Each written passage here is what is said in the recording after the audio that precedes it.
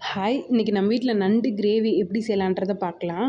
நண்ட first நல்லா wash பண்ணிக்கிட்டு, பெரிய சைஸ்ல ஒரு வெங்காயத்த கட் பண்ணிக்குவோம். தக்காளி கட் பண்ணி வச்சுக்குவோம். அதில வெங்காயத்தில கொஞ்சம் வச்சுட்டு, பேலன்ஸ் எல்லாத்தையும் மிக்ஸியில போட்டு கொர கொரன்னு அரைச்சு வச்சுக்கலாம்.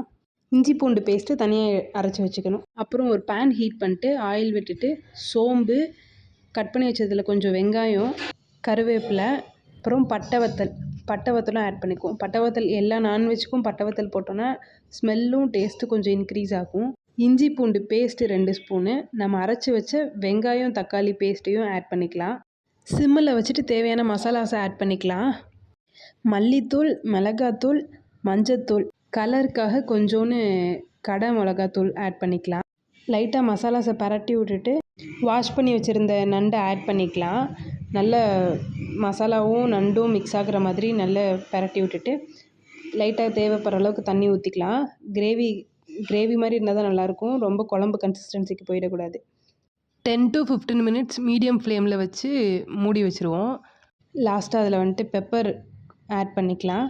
கருவேப்பிலை மல்லி இலை போட்டு ஃபினிஷ் பண்ணி வச்சுக்கலாம். தேங்க்யூ ஃபார் வாட்சிங். பாய்.